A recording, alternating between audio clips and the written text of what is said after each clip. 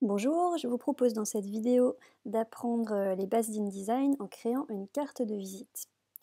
Alors voilà le modèle qu'on va suivre et réaliser avec le recto, le verso.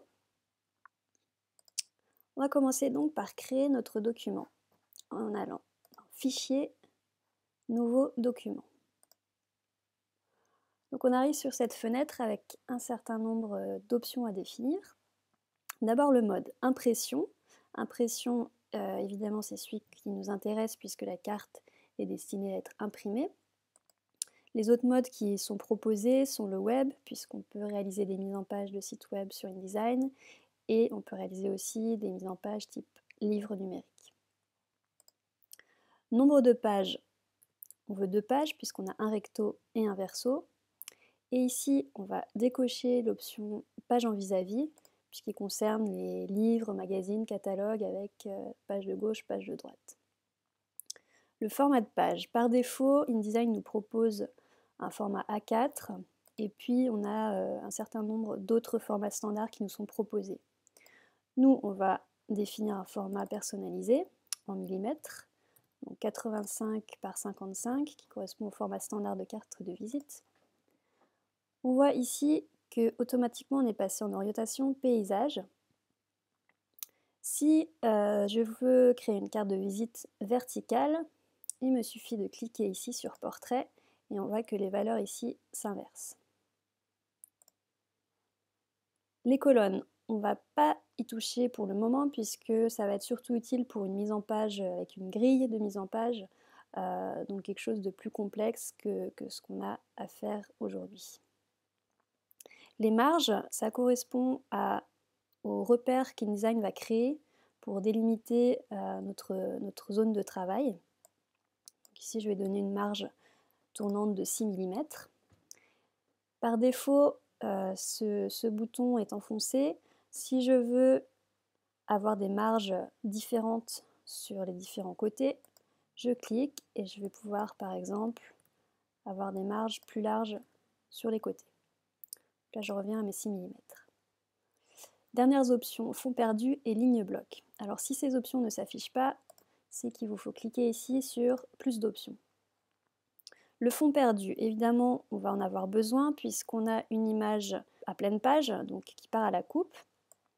On va définir 3 mm de fond perdu, qui est généralement ce que demandent les imprimeurs. Et enfin, la ligne bloc, on ne s'en occupe pas puisqu'il s'agit d'une zone qui va au-delà de cette zone de fond perdu, qui permet notamment d'indiquer des repères de plis. Voilà, donc là j'ai mon espace de travail avec différents cadres.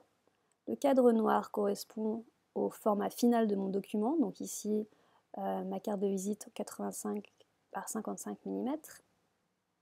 Le cadre rouge correspond à ma zone de fond perdu, donc ici on a les 3 mm qu'on a définis. Et ce cadre rose-violet correspond à mes marges de mon document.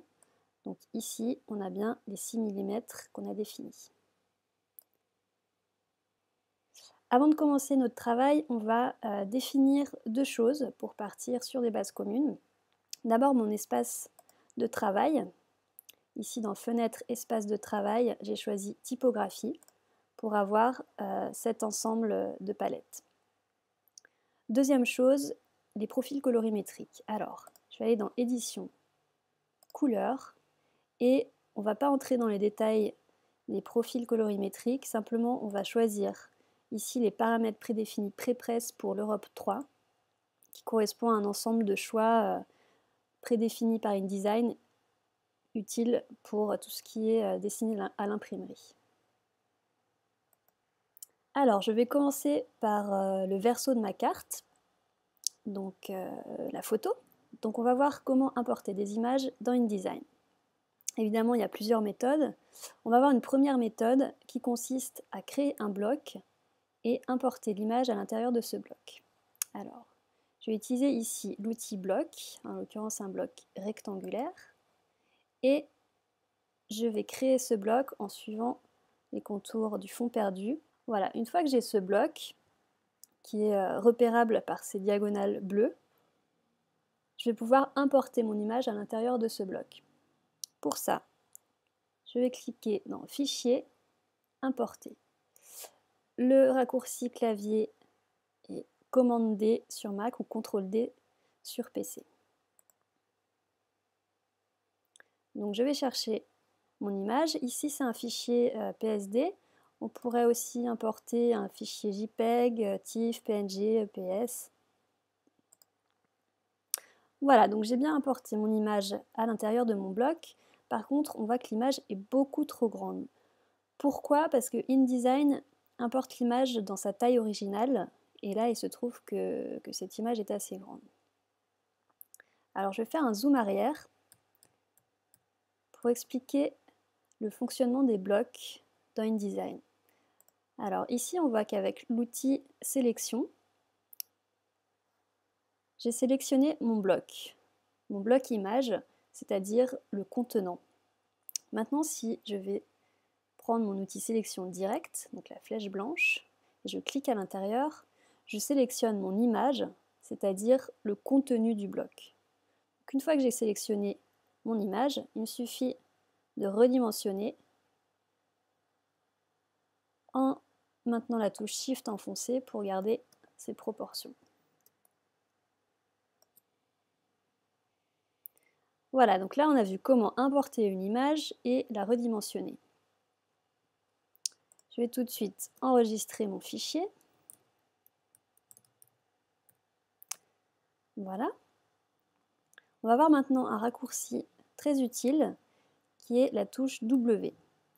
La touche W nous permet de basculer du mode d'affichage aperçu, qui est celui-ci, au mode d'affichage normal, qui est celui-ci, avec tous les repères qui s'affichent. Donc je vais très souvent, au cours du travail, basculer de l'un à l'autre selon que j'ai besoin de voir mes repères pour travailler ou de visualiser le résultat final de mon travail.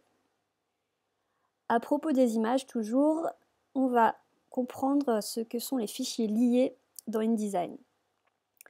InDesign, quand il apporte une image, ne l'intègre pas à son fichier, mais enregistre le chemin d'accès à ce fichier. Donc c'est-à-dire que ici, mon image Photoshop, elle reste indépendante de mon fichier InDesign. Donc ce système a deux avantages. Le premier, c'est de ne pas alourdir trop le fichier InDesign. Et le deuxième, c'est de pouvoir répercuter toutes les modifications ultérieures que je vais faire sur mon image. Alors pour comprendre ça, je vais aller afficher ma fenêtre de lien. Et on voit ici que mon image qui est sélectionnée se retrouve dans cette fenêtre. Donc maintenant, si je veux la modifier, je vais cliquer sur ce bouton ici, modifier l'original, et mon image s'ouvre dans Photoshop. Imaginons maintenant que je veuille désaturer l'image. Je vais créer mon calque de réglage. J'enregistre le fichier. Et si je reviens dans InDesign, on voit que l'image a été automatiquement mise à jour. Alors, on s'est occupé de l'essentiel en ce qui concerne les images. Maintenant, on va voir le texte. Alors, pour naviguer d'une page à une autre dans InDesign, je peux utiliser ces flèches ici, en bas à gauche. Et je peux utiliser aussi le panneau Pages. Et ici, dans cette fenêtre, je vais avoir l'ensemble des pages de mon document auxquelles j'accède en double-cliquant dessus. Sur cette page, je veux créer du texte. Alors, je vais basculer en mode normal pour avoir mes repères affichés. Et je vais utiliser ici l'outil texte. Je vais créer un premier bloc texte. Voilà. Et je vais saisir mon texte à l'intérieur.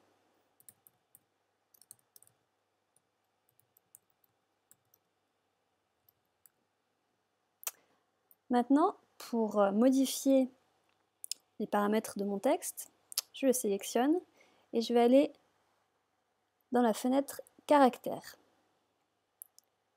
Et là, tout simplement, je vais pouvoir choisir ma police de caractères, ici Franklin Gothic, la taille du texte, et puis d'autres options que vous pourrez découvrir, l'interligne, l'approche, et puis des déformations de caractères éventuellement.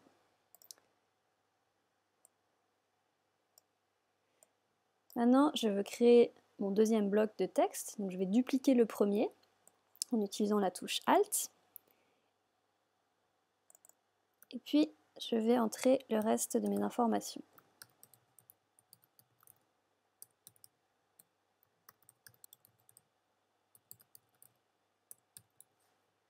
Voilà. Ici, j'ai un plus rouge dans un carré. Ça signifie qu'il y a du texte en dehors du bloc, ou bien que le bloc est trop petit pour contenir tout le texte. Donc là, je vais simplement le redimensionner, et voilà, tout mon texte apparaît.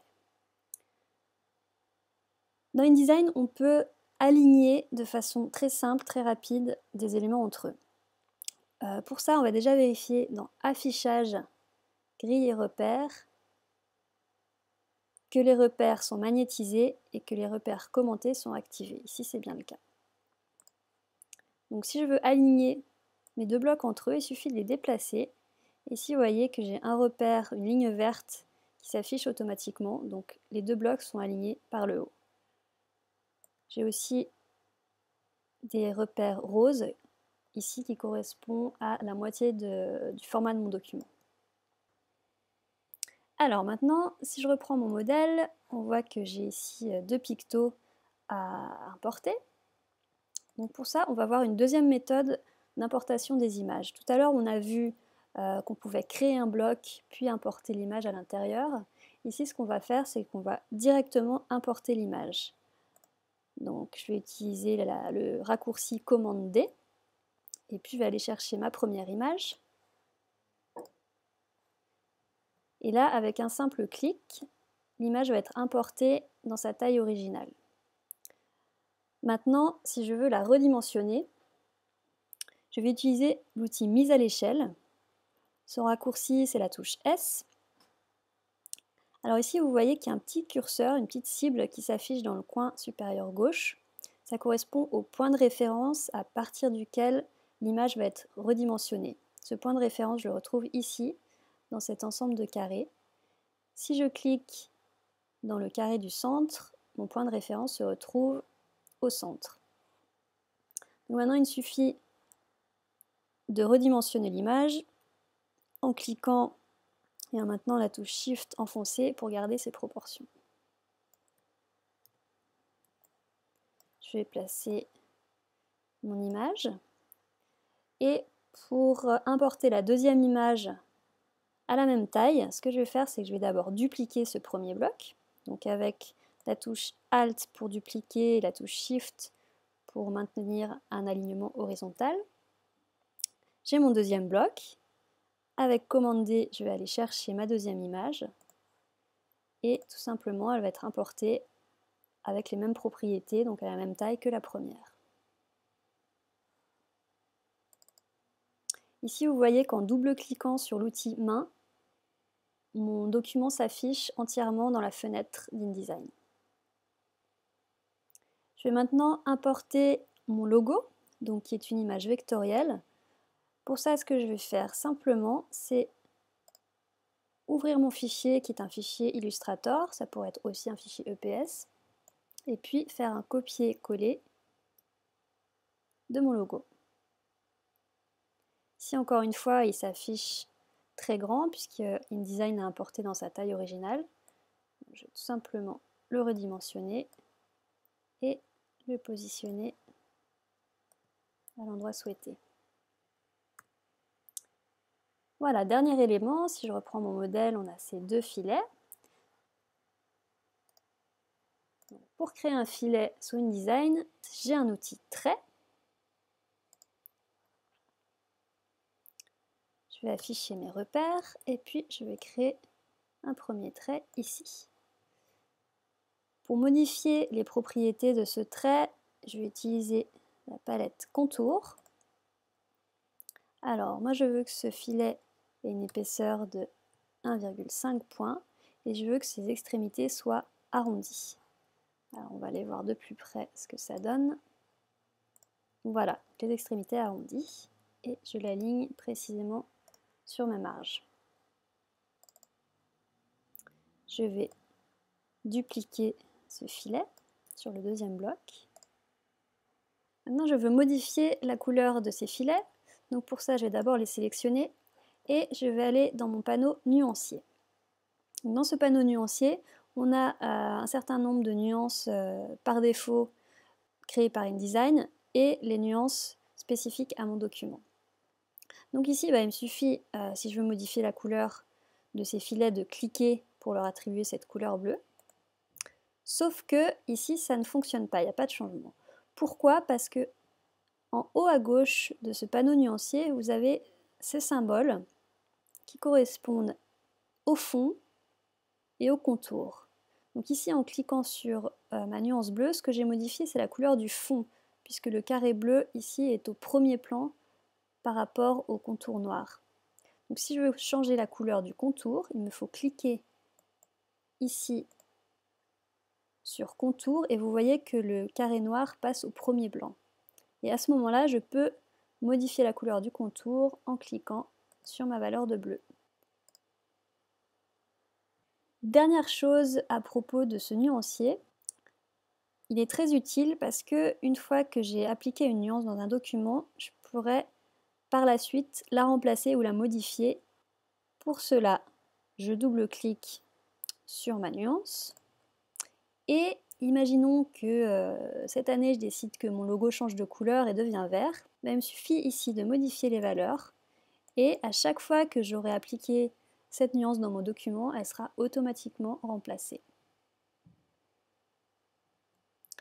Voilà, c'est terminé pour cette vidéo qui vous aura permis, j'espère, de comprendre les bases d'InDesign.